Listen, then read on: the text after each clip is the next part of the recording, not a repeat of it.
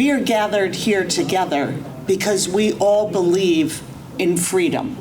42 years after the attack on the Golden Temple, and we still haven't fully guaranteed that right. They said that you opened so many doors for Sikhs in these corridors. How do you see your relation with Sikhs? Well, it started when I was a federal prosecutor. I was the United States Attorney on days after September 11th in 2001, when we faced the first significant attack of such scope of terrorism here in the United States. And in the immediate aftermath, everybody started to point fingers, and among the people who were caught in the middle of that were Sikhs. It was a complete misunderstanding of just what a Sikh is, and the relationship to the culture and the religion. And a big part of what we did was to begin the education of other Americans about what Sikhism means, the significant presence here in the United States. And I came from a district. This is important because it affects them personally, and it affects us as a community in the United States. I think people in the United States should feel safe, should feel their ability to speak and have their voices heard, and not feel like they're going to be assassinated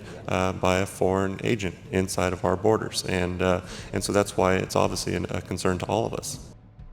We are very pleased to have been graced today with a number of friends of the Sikh community here in Congress, but in particular, we are joined now by a very, very special member who has an appreciation as one who was born and raised in Massachusetts, and as we celebrate 250 years of independence here in America, there's a special appreciation for where it all began.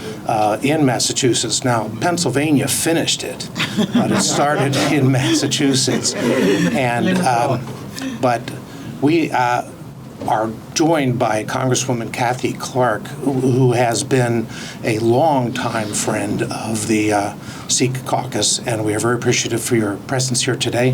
Thank you for the time. Yeah, good to see you. Thank you so much.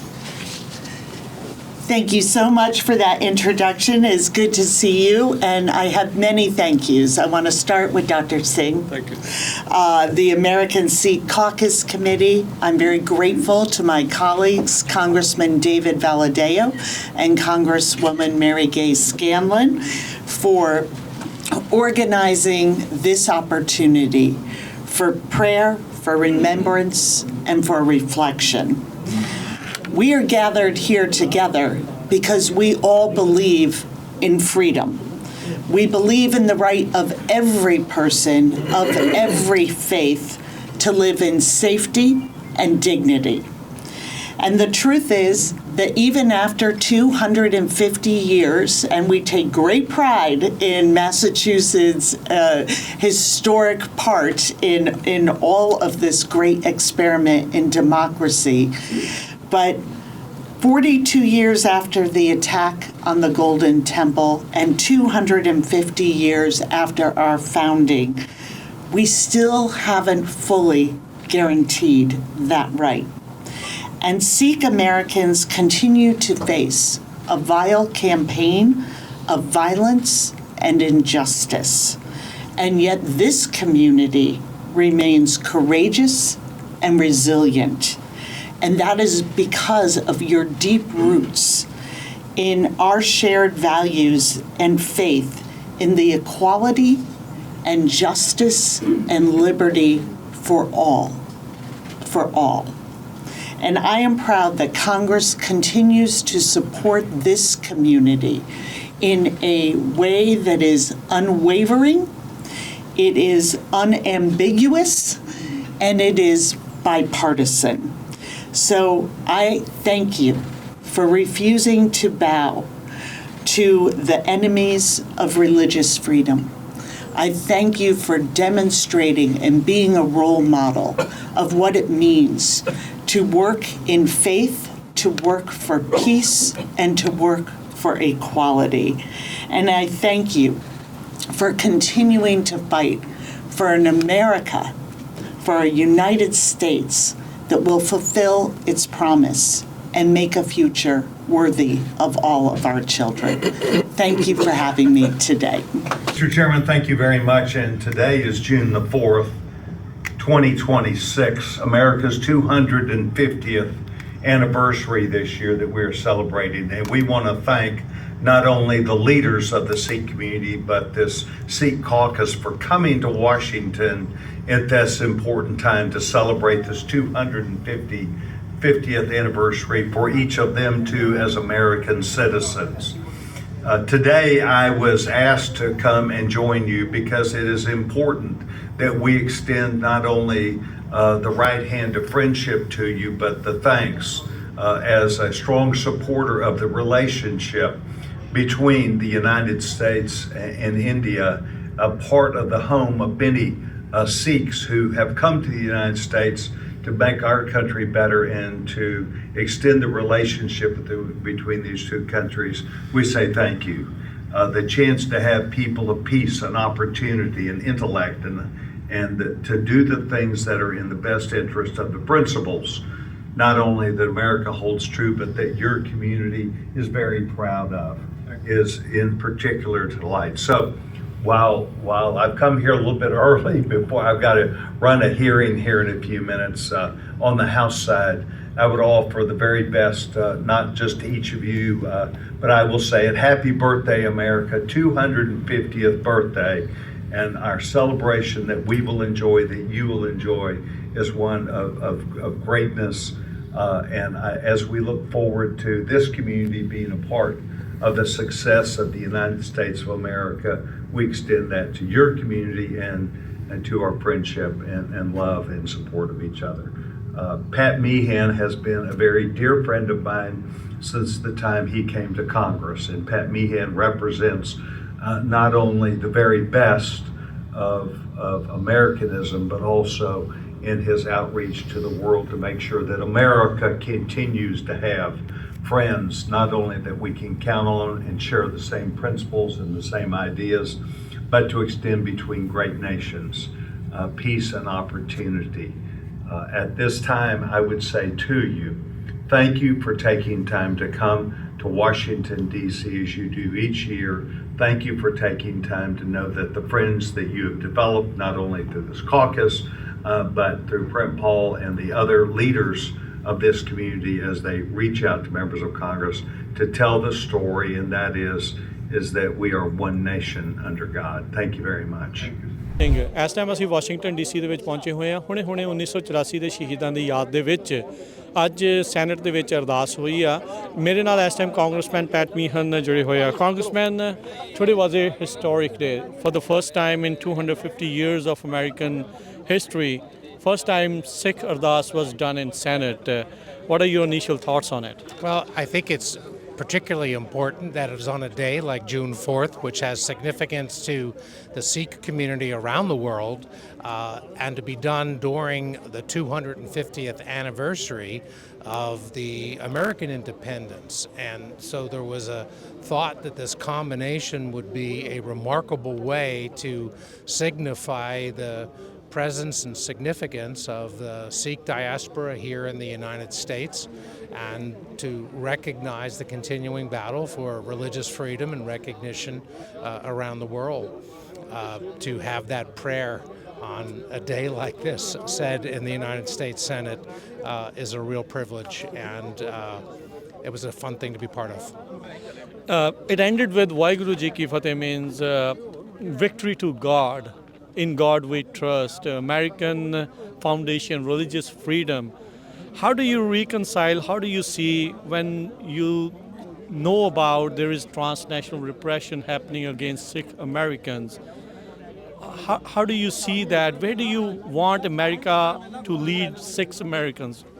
Well, I think that's why we're here in Capitol Hill today. One of the real important things to do is to educate the members of Congress, both in the House and the United States Senate, about issues relating to the experiences of Sikhs, not just across the world, but even here in the United States. This the continuing concern about the ability to practice religion freely, which was one of the inspiring reasons why the United States was found in the first place, and to respect that call for religious freedom globally. We have senators and members members of Congress who travel the world on a regular basis, and we need to educate them on the experiences of the Sikh community, both in Punjab and their diaspora here in the United States. When we were inside, they specially honored you, turbanless Sikh. You said that they said that you opened so many doors for Sikhs in these corridors.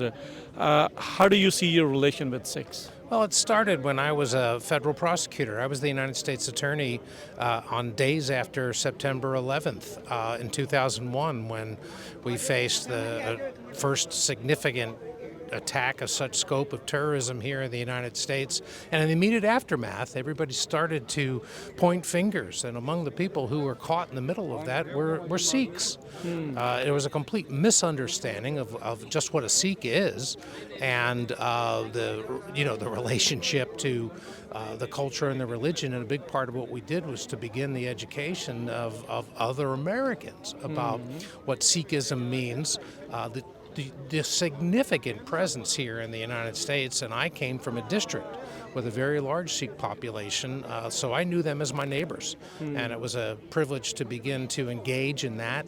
When I came to the United States Congress, we continued that friendship. We started the Sikh caucus here, and it's grown to a presence in which we've got literally scores of members that have joined the Congressional Sikh caucus and continue to fight for issues important to them.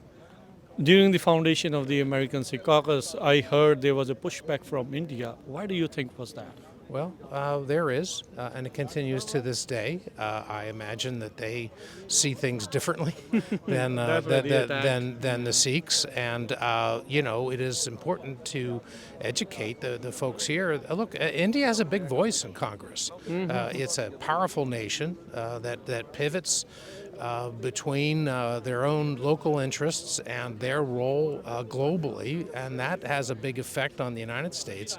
And so when we talk to our members, they appreciate and need to recognize the role of India, but they also need to appreciate and recognize how many Sikh Americans are in their districts. They are citizens of the United States.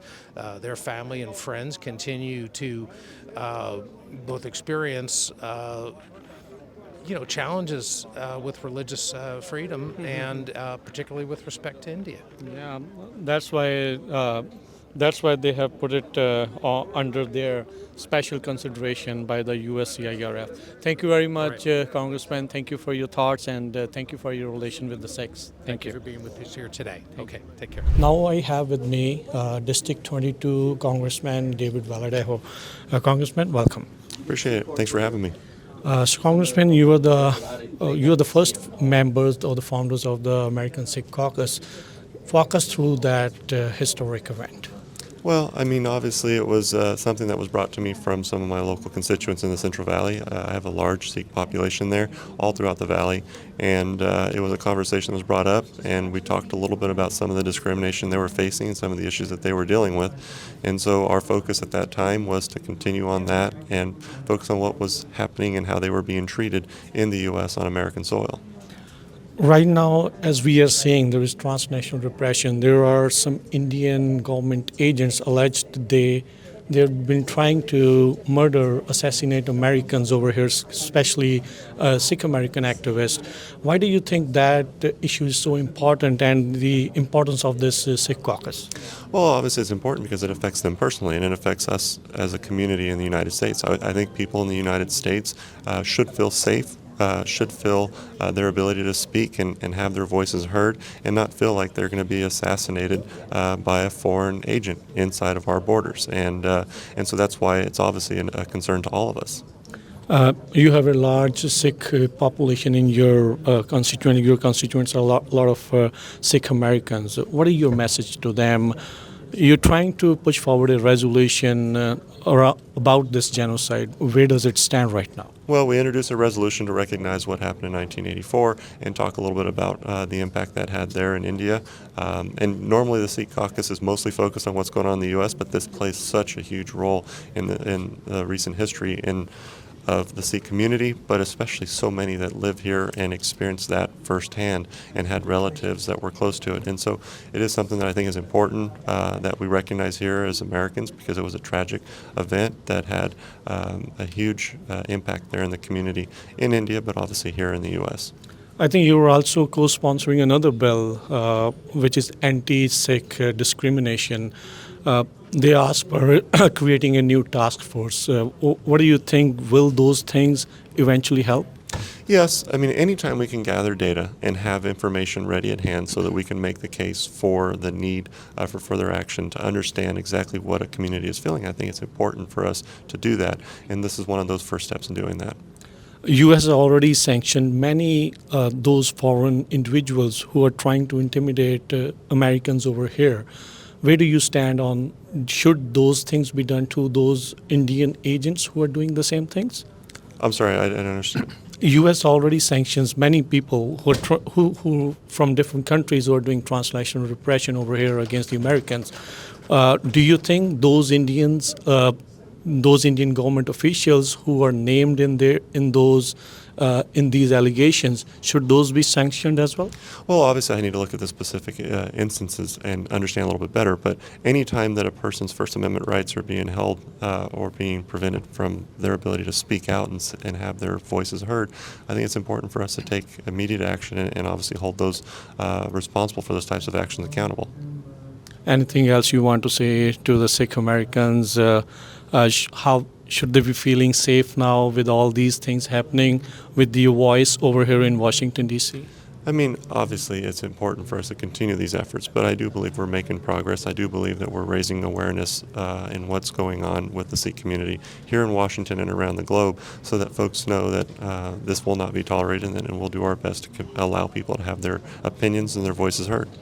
Thank you, Congressman. Anytime. Appreciate it. Thanks.